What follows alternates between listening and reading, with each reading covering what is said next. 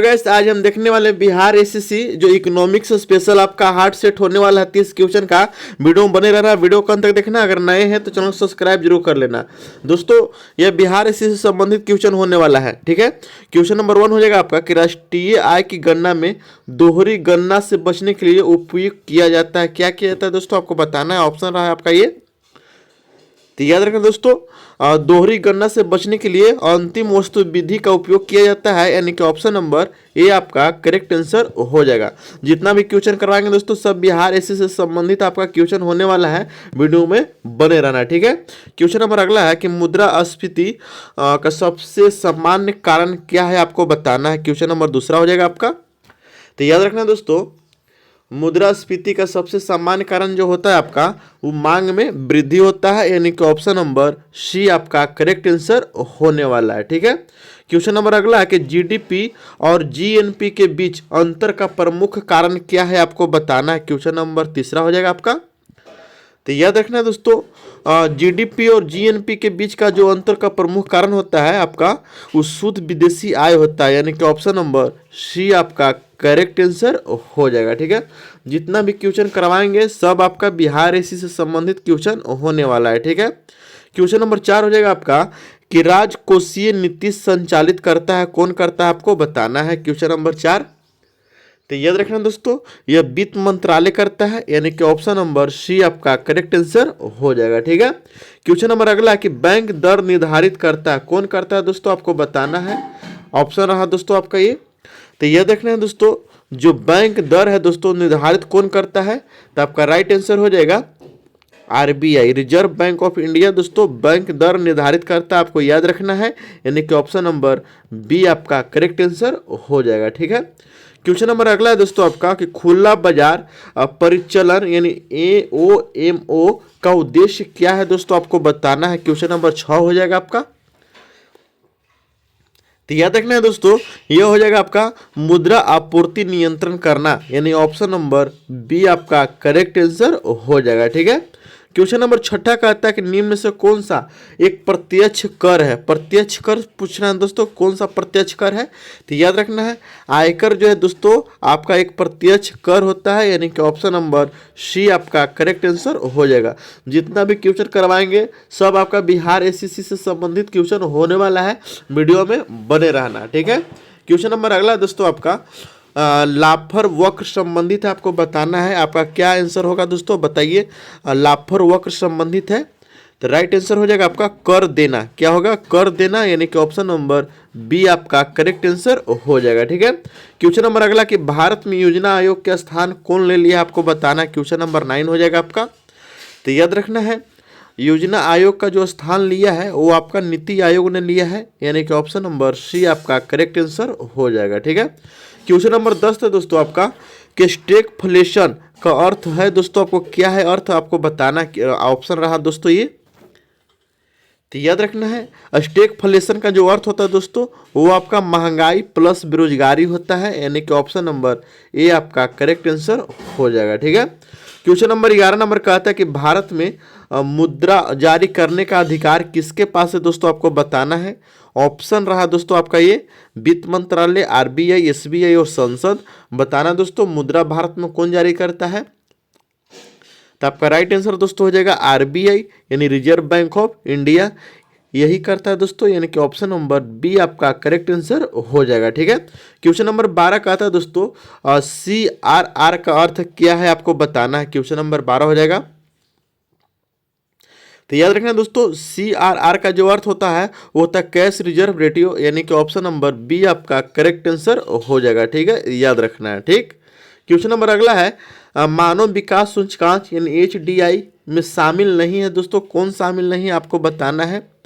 तो याद रखना है, मानव विकास सूचकांक में कौन शामिल नहीं होता, तो निर्यात शामिल नहीं होता है, यानी कि ऑप्शन नंबर डी आपका करेक्ट आंसर हो जाएगा। ठीक है, क्वेश्चन नंबर अगला है कि हरित क्रांति का मुख्य उद्देश्य क्या था दोस्तों, आपको बताना है। क्वेश्चन नंबर 14 है, तो मुख्य उद्देश्य इसका पूछ रहा है।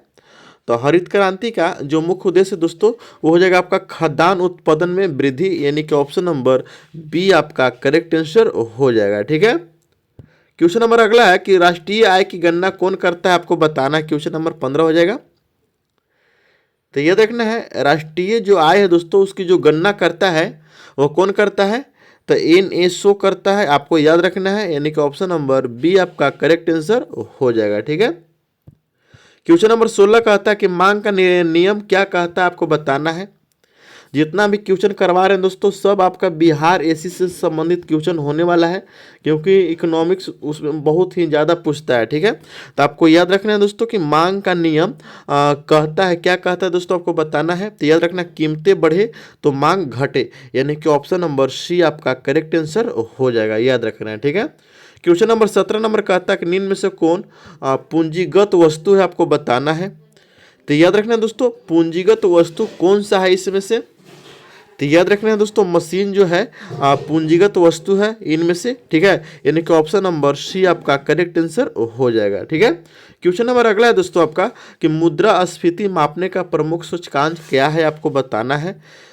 तो याद रखना है मुद्रा जो स्फीति मापा जाता है दोस्तों उसमें प्रमुख जो सूचकांक है वो क्या होता है, तो हम बताएंगे सर कि वो CPI होता है, यानी कि ऑप्शन नंबर ए आपका करेक्ट आंसर हो जाएगा। ठीक है।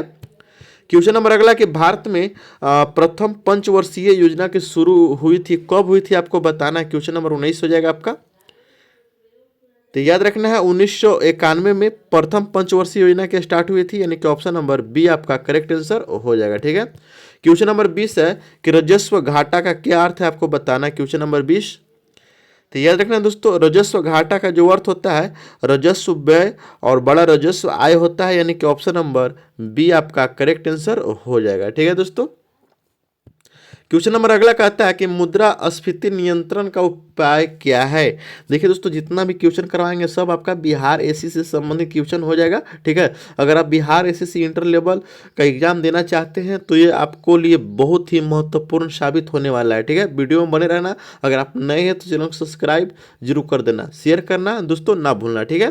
क्वेश्चन नंबर 21 हो जाएगा दोस्तों कि मुद्रास्फीति नियंत्रण का उपाय क्या है, आपको बताना था। तो याद रखना दोस्तों ब्याज दर बढ़ाना, यानी कि ऑप्शन नंबर बी आपका करेक्ट आंसर हो जाएगा। ठीक है। क्वेश्चन नंबर 22 कहता है कि भारत में अधिकतम नोट जारी कौन करता है, आपको बताना है। भारत में अधिकतम नोट जारी करता है मतलब कितना का जारी करता है दोस्तों, आपको बताना है। ठीक है। तो क्वेश्चन नंबर 22 रहा दोस्तों ये। तो याद रखना दोस्तों सबसे अधिक 500 का नोट जारी होता है, यानी कि ऑप्शन नंबर बी आपका करेक्ट आंसर हो जाएगा। ठीक है। क्वेश्चन नंबर अगला है दोस्तों कि सार्वजनिक वितरण प्रणाली यानी कि पीडीएस का जो उद्देश्य है दोस्तों क्या है, पीडीएस का उद्देश्य आपको बताना है। तो याद रखना दोस्तों इसका जो उद्देश्य है वो गरीबों को सस्ती वस्तु देना होता है, यानी कि ऑप्शन नंबर बी आपका करेक्ट आंसर हो जाएगा। ठीक है। क्वेश्चन नंबर अगला है कि बजट प्रस्तुत कौन करता है। देखिए दोस्तों जो बजट होता है दोस्तों उसको प्रस्तुत कौन करता है, आपको बताना है। 24 नंबर का सवाल रहा दोस्तों आपका। तो याद रखना दोस्तों जो बजट प्रस्तुत करता है वो आपका वित्त मंत्री जी करते हैं, यानी कि ऑप्शन नंबर बी आपका करेक्ट आंसर हो जाएगा। ठीक है। क्वेश्चन नंबर अगला है आपका कि भारत में बेरोजगारी का प्रमुख कारक क्या है, आपको बताना है। तो याद रखना है कि भारत में जो बेरोजगारी का प्रमुख प्रकार है दोस्तों, ठीक है, वो क्या हो सकता है, तो आपको याद रखना है दोस्तों वो आपका मौसमी प्रकारक है, यानी कि ऑप्शन नंबर बी आपका करेक्ट आंसर हो जाएगा। पूछता बहुत है दोस्तों इस प्रकार का क्वेश्चन आपको याद रखना है। ठीक है। क्वेश्चन नंबर 26 कहता है कि विदेशी विनिमय भंडार नियंत्रित करता है, कौन करता है दोस्तों, आपको बताना। 26 नंबर रहा। तो याद रखना है जो विदेशी विनिमय भंडार को नियंत्रण करता है वो आपका आरबीआई करता है, यानी कि ऑप्शन नंबर ए आपका करेक्ट आंसर हो जाएगा। ठीक है। क्वेश्चन नंबर 27 कहता है कि जीएसटी किस प्रकार का कर है। देखिए बहुत वीवीआई क्वेश्चन है। ठीक है। जो जीएसटी है दोस्तों वो किस प्रकार का कर हो जाएगा, तो याद रखना ये अप्रत्यक्ष कर है, यानी कि ऑप्शन नंबर बी आपका करेक्ट आंसर हो जाएगा। ठीक है।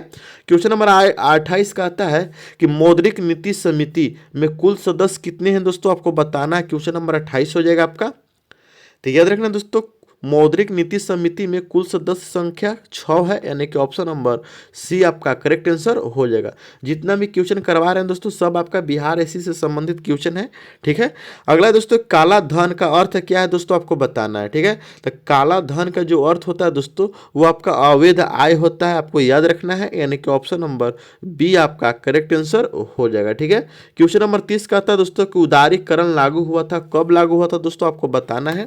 तो याद रखना उदारीकरण नागरिकरण जो लागू हुआ था दोस्तों वो 1991 ईस्वी में लागू हुआ था, यानी कि ऑप्शन नंबर बी आपका करेक्ट आंसर हो जाएगा। ठीक है, जितना भी क्वेश्चन करवा रहे हैं दोस्तों सब आपका बिहार एसएससी से संबंधित क्वेश्चन होने वाला है।